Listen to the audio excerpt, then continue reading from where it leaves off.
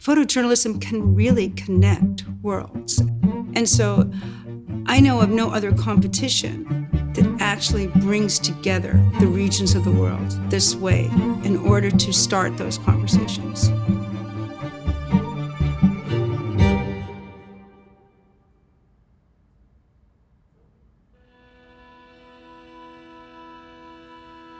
Since the very early stages of judging, we tried to be very diverse. It was important for us to highlight what's going on. Sudan and Congo were very important in the discussion. Also, there were few stories and also singles that talk about the wildlife in Africa, linking it to climate, and the general life in the continent. So when it came to Africa, the regional jury actually put forward images that touched on some of the patterns and rhythms of daily life that brought aspects of the kind of coverage that we don't often see from the region. So again, in the overall mix, it provides a slightly different balance from perhaps what we're used to seeing from the Africa region.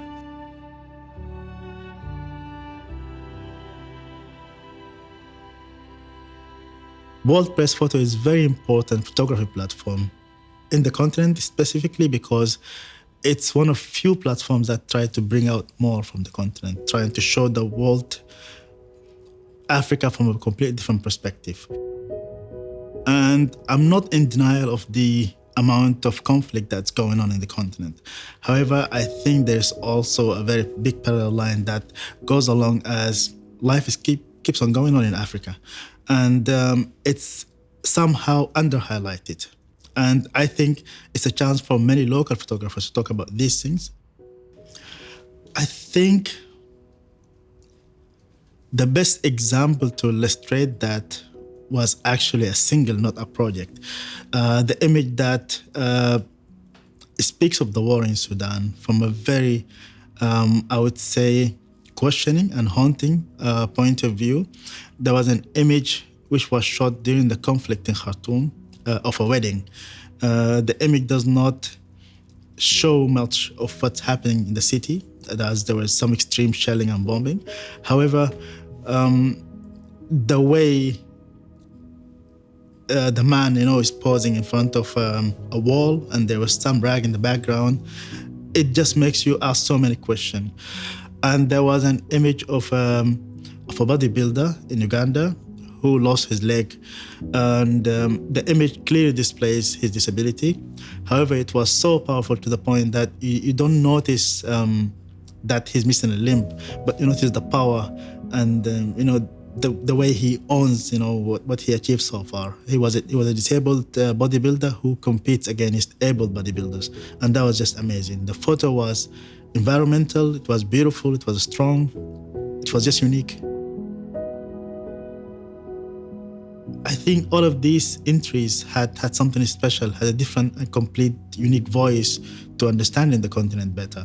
These are the images that are important to put forward, images that will make people ask questions and wanting to know more.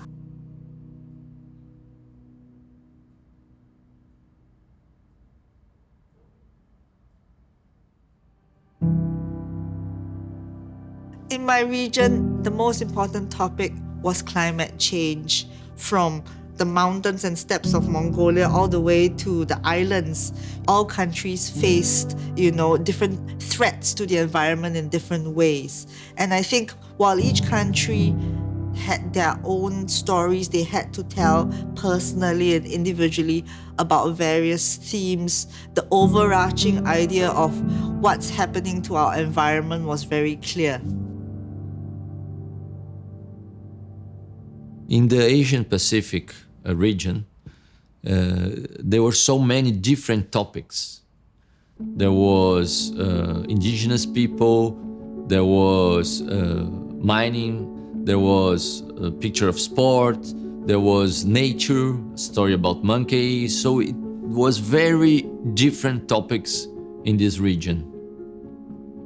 Essentially, what we had to deal with in our region and what we looked at was the relationships that existed with people, with the environment, and existing situations like for example, what the indigenous people felt, and what they have to deal with. And of course, there's always the ongoing topic of politics and conflict and how it impacts the daily life of people and how they continue to be and live in such situations. With Myanmar, it continues to be such an important story 4 years on. And we felt it was important to also show and document what's been going on when the headlines are no longer on the country, but this is what people are still facing on an everyday life. As a jury, we wanted to ensure that also there was accurate and enough representation of the various countries. Philippines is one of those countries where you hear news all the time about typhoon, after volcanic eruption, after flood that just goes on, and constantly, the people are learning to how to deal with living in such situations. In these pictures about the flooding in Philippines, we see the people trying to live basically with the water. Climate change is becoming part of the life of these people. It's like a normalization of climate change. You feel that people are trying to adapt to this new reality. After seeing the pictures, I hope the audience will start to wonder, where are we and what are we doing, as a community, and are we on the right path? And think about bigger things, perhaps not something that we can solve as individuals, but more awareness is never going to be a bad thing.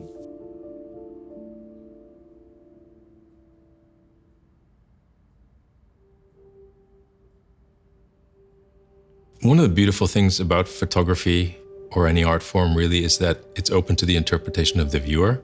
The main topics of the winners were, for the Europe region, were of course the conflict in Ukraine and the repercussions of that war, as well as migration and the political shift to the right, which we see reflected across Europe and elsewhere in the world. One of my favorite stories from, not just from Europe, but also from the whole selection, is the story of Maria in Portugal, a woman who was trafficked at a young age from Angola to Portugal in her 4 decades as a domestic servant. It looks at the racialized nature of labor and the long shadow of colonialism, how it affects not only people in other regions, but also in Europe, and how that labor has been used to drive wealthier economies. We're told we live in a post-colonial world, but actually the shadow of colonialism is very much alive and well, not just in Europe and in the countries and regions that were colonized in previous centuries, but it affects all of the layers of these other subjects: migration, conflict. These are all determined by what has happened in our collective history through the colonial experience.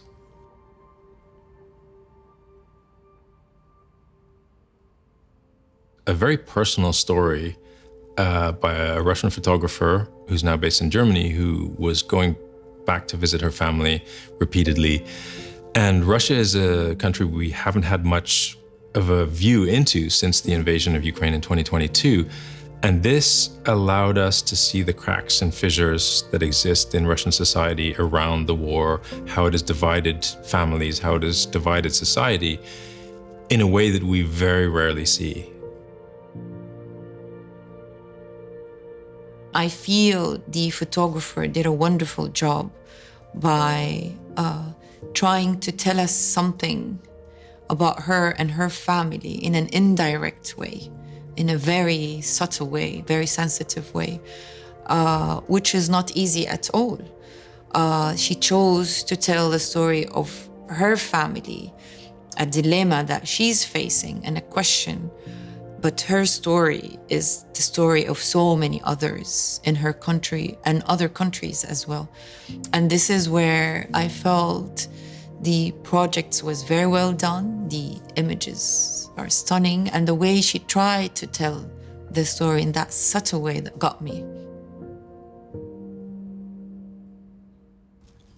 I think in any picture, and as we were looking at the images as the regional jury and then as the global jury, what you want to feel is a human connection, a strong human connection to any image. And that's what I see in each of the winning images from our region. I think you can look at any of those and be drawn into the human experience of the individuals who are portrayed in those images.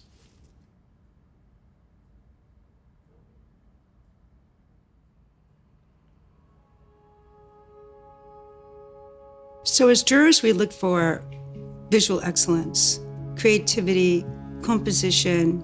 Is there some wider aspect to the story that can be relatable and important to other people? The issues in my region were politics, migration, human rights, and people's right to die with dignity. And then political violence in El Salvador.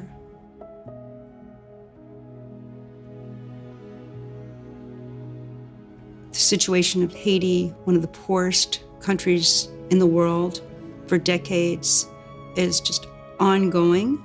And so we felt like it was very important to keep that story in the news.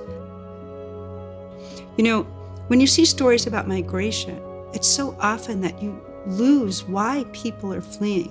And so it's very important in any story of migration that it's not just what is the situation of people when they arrive, but what was the situation from where they came from.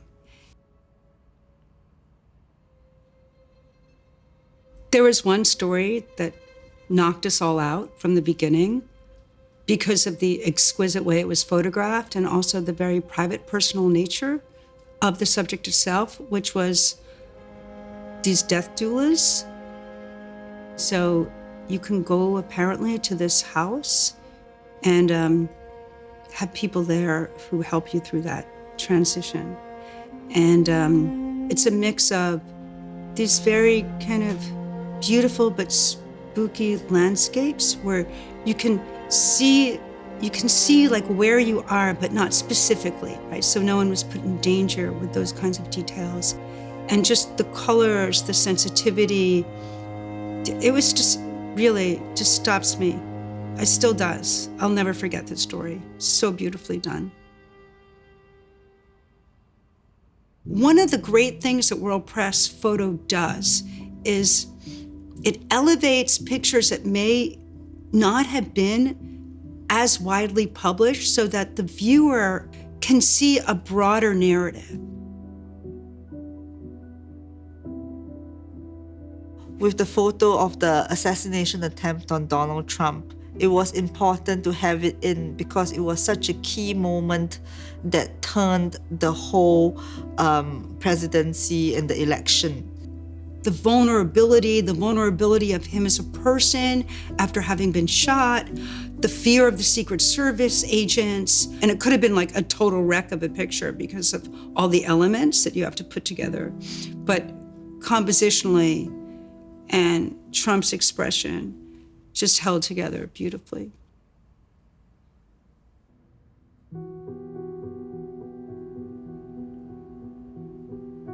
I think the most important thing is how this image captures you. It's the first contact, it's visually how this image took you to her. The main topics for our region were climate change, politics in Venezuela, and also migration. Every story is important, and every story, every picture that was selected was a stunning picture, a stunning story. For me, one of the most important stories we had in our region is about the Darien Gap, which is where many, many people coming to the United States had to journey through a tremendously dangerous, arduous journey. You don't have the road, the Pan American road that crosses all the Americas. In this piece between South America and Central America, there's no road. I mean, it's the main route of migration today in the Americas, and this is just the beginning of their way to the United States. They're in the beginning, and all this danger crossing, and with these babies in their hands, the pictures are really, really touching images. So I think it's a well-deserved recognition. In the south of Brazil, last year we had these record floods, immense floods in Brazil, in the south. And at the same time, in the Amazon basin, we had these record droughts. And it's so interesting because in the Amazon, you don't have many roads. The roads are the rivers. So for these Amazonian populations, they have this relationship with the river. Everything happens on the river. Transportation, where children go to school, where elderly go to the health centers, to the cities. They go to the cities to buy food, or maybe they fish, they get water from the rivers. And when the river is gone, life becomes impossible for these communities. If you are talking about the biggest river on the planet, on the biggest rainforest on the planet, it's a land full of water, and you see this river dweller carrying these two small bags, looking for this emptiness where there should be water, there's just sand. It's really, something. I hope that the audience, when they look to these pictures, they understand how climate change is a reality today. Everyone, in all the regions, everyone will be impacted because the planet is just one.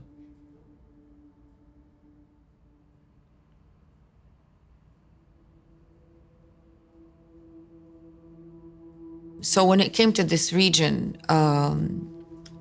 with the jury members, we kept in mind the major news events that were happening in 2024, from wars to conflicts and protests. So all these were kept in mind when the final decision was taken.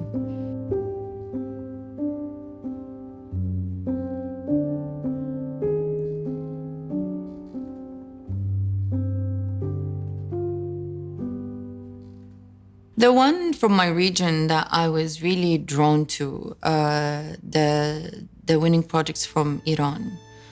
I was intrigued by the approach of the photographer. It's the kind of projects that you need to slow down to look at. The images are stunning, and what stayed with me, those close-up shots where the photographer is trying to tell us some certain details and information. So you look at the picture with the snow falling and you think, okay, it's just a picture of, but when you try to read what the photographer is trying to say is that these men take these difficult roads, risking their lives under very difficult weather conditions. It's not an easy story at all. He took quite a huge risk to cover such a story. And I'm always interested in how photographers come up with solutions to illustrate difficult topics visually. You feel it's a complete story. The photographer spent years covering that story. That maybe what I find it impressive that this is not like a mainstream story that you always see in the news. Yet the photographer decided to choose that topic, commit to it, and take huge risk to do it.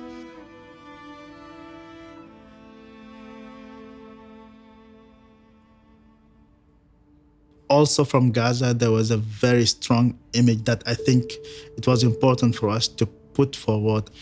It's a very strong reminder of what war could do. And the quietness that simple portrait has visually contrasts completely with the realities of war. War has some serious consequences that will live forever. Once you see it, you can't unsee it.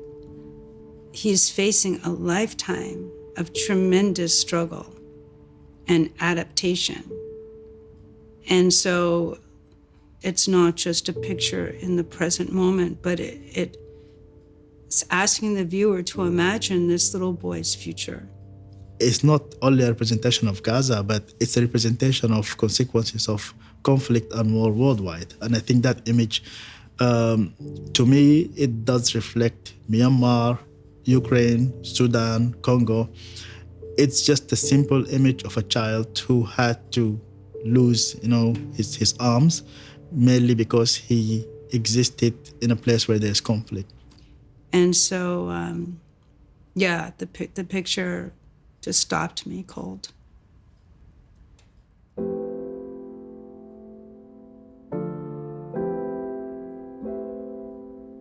When the jury were discussing the final decisions with the selection, an important question came up with the submission is the motivation of the photographer and the relationship of the photographer with the topic.